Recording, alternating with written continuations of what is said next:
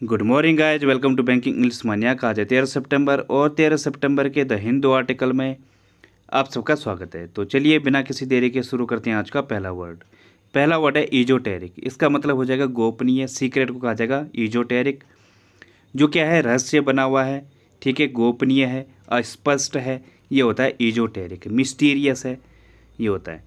Synonym क्या क्या होंगे इसके? आर्केन, क्रिप्टिक, मिस्टिक, ये इसके सिनोनिम होंगे। इनका मतलब भी क्या होता है? रहस्य को कहा जाएगा, ठीक है। हाँ, कुछ और सिनोनिम है इसके, जैसे क्या होगा? ओकल्ट होगा, इसका मतलब भी क्या है?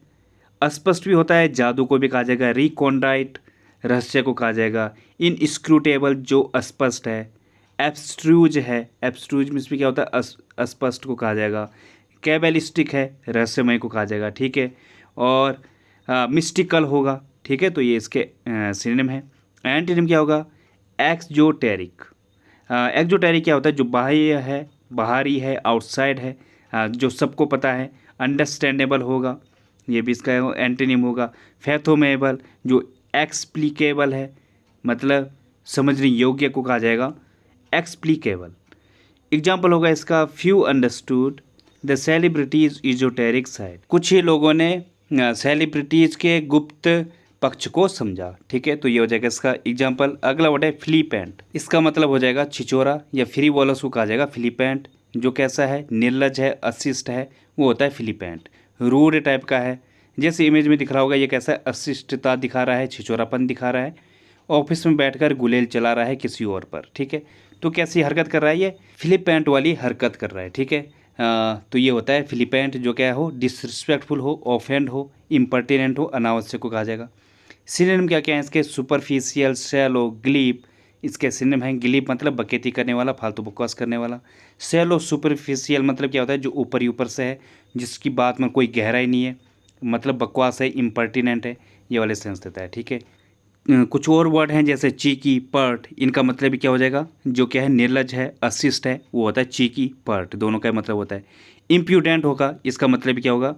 जो अशिष्ट है, छिछोरापन है जिसके अंदर, ये होगा। एंटीनिम क्या होगा इसका? जो सीरियस है, जिसके अंदर मैनर है, मैनरली होगा, पोलाइट होगा, सिंसियर होगा, ग्रेसियस, ये इसके एंटीनिम होंगे। एग्जाम्पल क्या होगा इसका? He had to apologize for his flippant remark. उसे जो है अपनी जो छिछोरा वाली हरकत है, या जो उसकी डिसरिस्पेक्टफुल वाला रिमार्क था, टिप्पणी थी, उसके लिए माफ़ी मांगनी पड़ी, ठीक है। तो ये होगा। अगला वर्ड है पोग्रोम। इसका मतलब क्या हो जाएगा? कत्लेआम या मर्डर को कहा जाएगा पोग्रोम।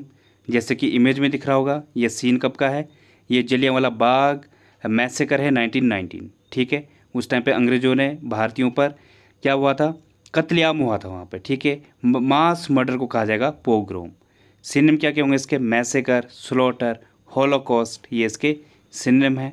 कुछ और सिनोनिम इसके, जैसे जेनोसाइड होगा, नरसंहार को कहा जाएगा। कार्नेज होगा, नरसंहार को कहा जाता है, ठीक है। या जाति संहार को कहा जाएगा कार्नेज। ब्लड शेड होगा, कत्लेआम को कहा जाएगा। Persecution, extermination. एक्सटर्मिनेशन मतलब किसी को पूरे तरीके से ख़त्म करना, ठीक है। तो ये होता है। ब्लड बाथ होता है। एनहिलेशन होता है, किसी को ख़त्म करना, नष्ट करना, ये होता है। एंटीनिम क्या होगा इसका? रेस्क्यू करना, सकर करना, किसी की हेल्प करने वाला, या फिर किसी को रिलीफ देने वाले को कहा जाएगा सकर। एमिटी होगा, मिलनसारिता को कहा जाएगा। हारमनी, प्रिजर्वेशन, संरक्षण को कहा जाएगा। तो ये इसके एंटीनिम होंगे। एग्जाम्पल क्या होगा इसका? They faced a pogrom by cops. Police के द्वारा उन्होंने नरसंहार का सामना किया, ठीक है। तो ये हो जाएगा। बढ़ते हैं अब आगे। तो गाइस अगला वर्ड है बैनिस। इसका मतलब क्या हो जाएगा?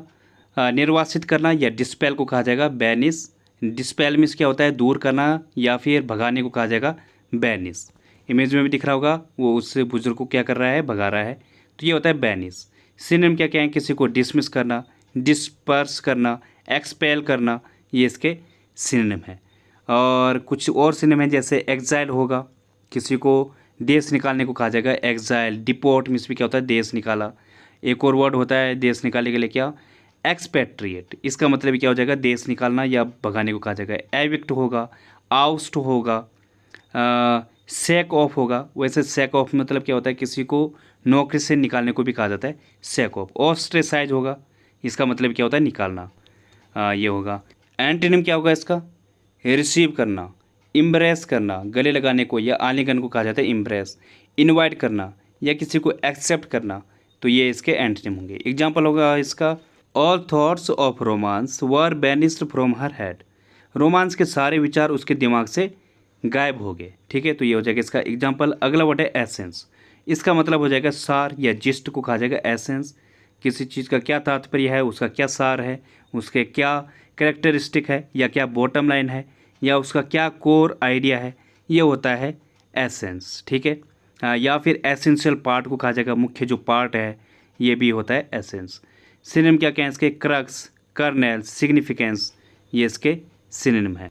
क्रक्स मीन्स क्या होता है, किसी चीज़ का जो मूल सिद्धांत है या मूल है किसी चीज़ का, उसे कहा जाएगा क्रक्स। कर्नेल मतलब सार है जो, तो ये हैं इसके सिनोनिम। कुछ और सिनोनिम है, जैसे क्यूडिट होगा, इसका मतलब क्या होता है, सार होता है। मैरो, ये भी सार होता है। ठीक है, तो ये इसके सिनोनिम है। एंटोनिम क्या होगा इसका, एम्प्टीनेस, जिसका कोई सार नहीं है, जो क्या खाली है। इनएसेंशियल है, अनावश्यक है। पेरिफेरल है, बाहरी है। ठीक है, उसका कोर आइडिया नहीं है, मतलब बाहरी है। आउटसाइड है, इरेलीवेंस है।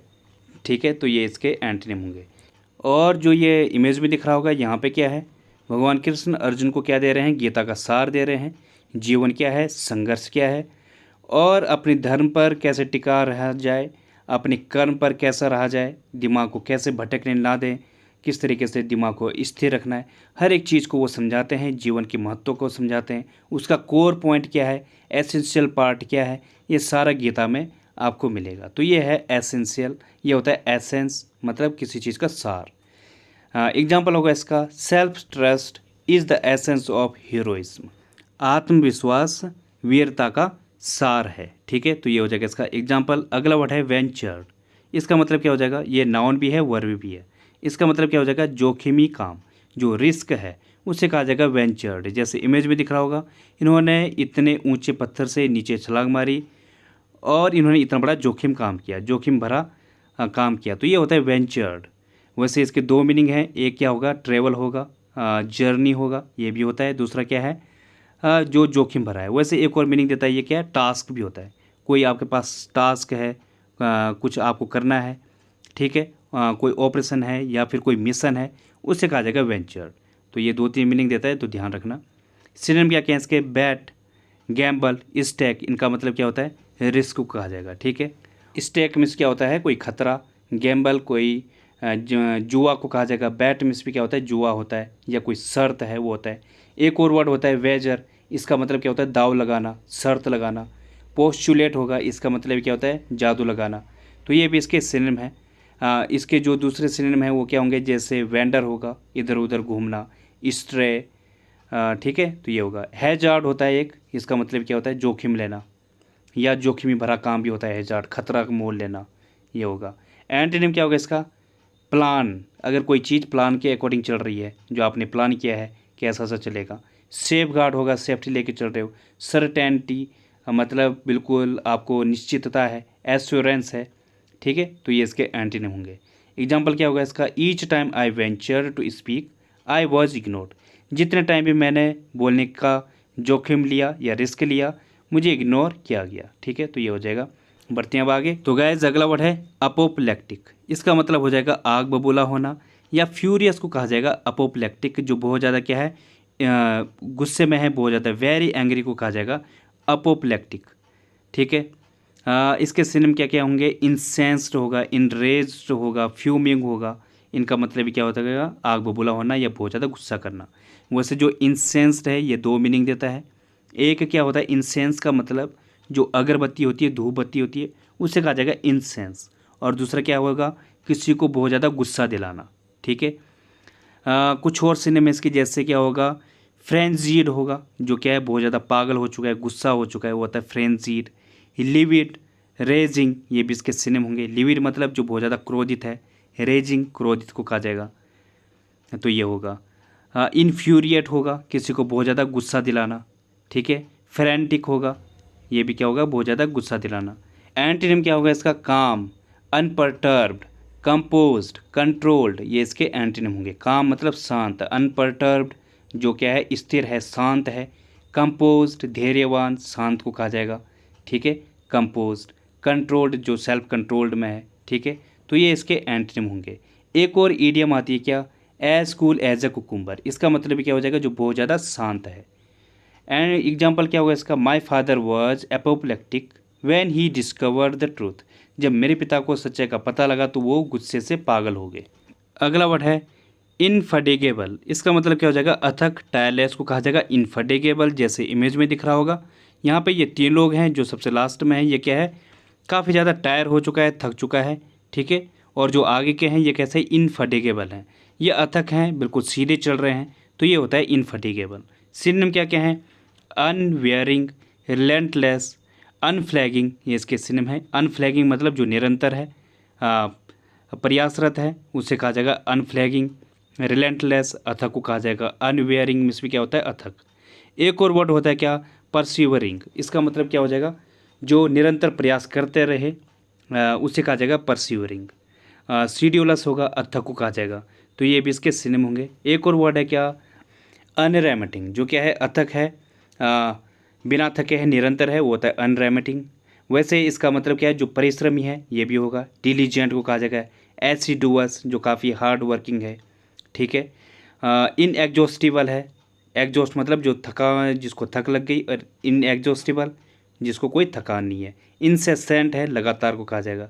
ये भी इसके सिनोनिम होंगे। एंटोनिम क्या होगा इसका, indolent, idle, fatigued, tire, weary, ये इसके एंटोनिम होंगे। इंडोलेंट मतलब जो जड़ है, एक ही जगह है, आलसी है। आइडल में से भी क्या होता है, जो एक ही जगह बैठा रहता है, वो होता है आइडल, ठीक है। एग्जाम्पल होगा इसका, his indefatigable spirit helped him to cope with the illness. उसकी अथक भावना ने उससे बीमारी से निपटने में मदद की, ठीक है, तो ये हो जाएगा इसका एग्जाम्पल। अगला वर्ड है रैम्पेंट। इसका मतलब हो जाएगा प्रबल, प्रचंड, या जो काबू से बाहर है, उसे कहा जाएगा रैम्पेंट। जो अनरिस्ट्रेंड है, जिस पर कोई कंट्रोल नहीं है, ठीक है, तो ये होता है रैम्पेंट, जैसे इमेज में दिख रहा होगा। रैम्पेंट जॉबलेसनेस, अनएम्प्लॉयमेंट जो है पूरे दुनिया में या भारत में तो बहुत ही ज़्यादा है, क्या अनकंट्रोल्ड है, हर जगह अनएम्प्लॉयमेंट है, तो ये होता है रैम्पेंट। एक और वर्ड होता है क्या, रैम्पार्ट, RAMPART। इसका क्या मतलब होता है, ये आप कमेंट बॉक्स में लिखना, और ज़रूर लिखना इसमें आलस में दिखाना, क्योंकि जो ये छोटी छोटी चीज़ें होती हैं, अभी आप अगर आपने आलस दिखा दिया तो ये बहुत ज़्यादा छोटी चीज़ है, तो जो है आगे जो बड़ी बड़ी प्रॉब्लम होती हैं उसमें भी आदमी आलस दिखाते रहता है। तो छोटी छोटी चीज़ों पर ध्यान दिया करो। रैम्पार्ट को सर्च करना और कमेंट बॉक्स में लिखना, ठीक है। तो ये होगा। सिनोनिम क्या क्या होंगे इसके, आउट ऑफ हैंड, अनकंट्रोल्ड, ये इसके सिनोनिम होंगे।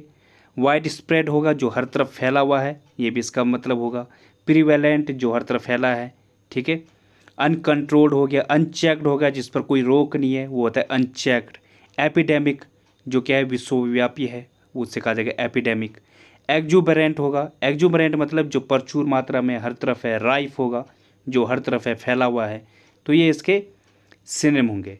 एंटोनिम क्या क्या होगा इसका, जो कंट्रोल्ड है, चेक्ड है, लिमिटेड है, रिस्ट्रेंड है, ये इसके एंटोनिम हो गए। एग्जाम्पल होगा इसका, disease is rampant in the over crowded city. जो डिजीज़ है, जो बीमारी है, वो भीड़ भाड़ वाली जो सिटी है वहाँ पे प्रबल है या बहुत तेज़ है, ठीक है, तो ये हो जाएगा।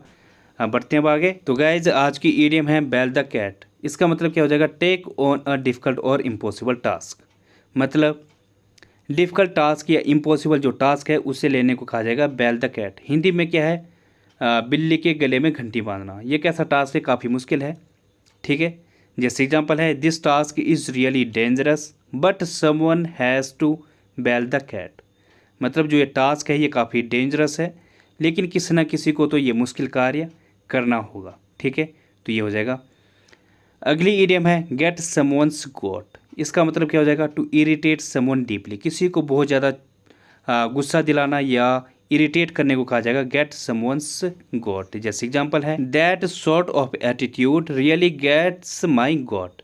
उस टाइप का जो रवैया है उसने मुझे वाकई ही बहुत ज़्यादा चिढ़ा दिया या बहुत ज़्यादा गुस्सा दिला दिया, ठीक है, तो ये हो जाएगा। अगली इडियम है आंट्स इन योर पैंट्स। इसका मतलब हो जाएगा रेस्टलेसनेस या फिर एक्साइटेड। मतलब बेचैन होना या फिर एक्साइट होने को कहा जाएगा आंट्स इन योर पैंट्स। जैसे एग्जांपल है, he had ants in your pants when he learned that he had been selected for the program. जब उसे पता लगा कि वो प्रोग्राम के लिए सिलेक्ट हो गया तो वो क्या हो गया, बेचैन हो गया या फिर एक्साइटेड हो गया।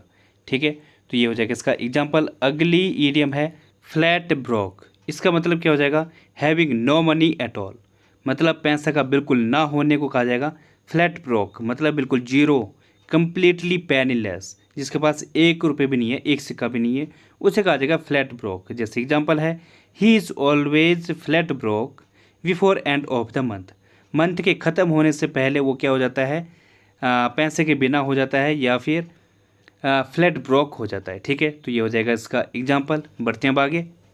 तो गाइज आज का रूट वर्ड है लॉजी। इसका मतलब क्या हो जाएगा, स्टडी, पढ़ाई को कहा जाएगा लॉजी। अब देखते हैं इससे रिलेटेड वर्ड, जैसे नेफ्रोलॉजी।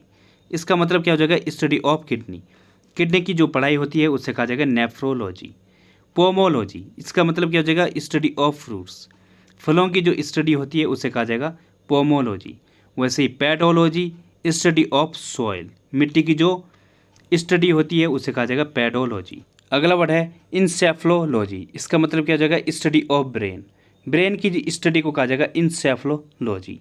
वैसे ही ऑनकोलॉजी, इसका मतलब क्या हो जाएगा, स्टडी ऑफ कैंसर, कैंसर की स्टडी को कहा जाएगा ऑनकोलॉजी। और लास्ट वर्ड है हेपेटोलॉजी। इसका मतलब क्या हो जाएगा, स्टडी ऑफ लीवर, जो लीवर है, गुर्दा है, उसकी स्टडी को कहा जाएगा हेपेटोलॉजी। आपने हेपेटाइटिस सुना होगा, जॉन्डिस के बाद क्या होता है, अगर किसी का जॉन्डिस और ज़्यादा ख़राब हो जाता है, पीलिया ख़राब हो जाता है, उसके बाद होता है हेपेटाइटिस। ठीक है, तो ये होता है लीवर की प्रॉब्लम होती है, तो ये होता है हेपेटोलॉजी, स्टडी ऑफ लीवर। तो ये होगा। तो गाइज आज के लिए बस इतना ही। थैंक यू, धन्यवाद।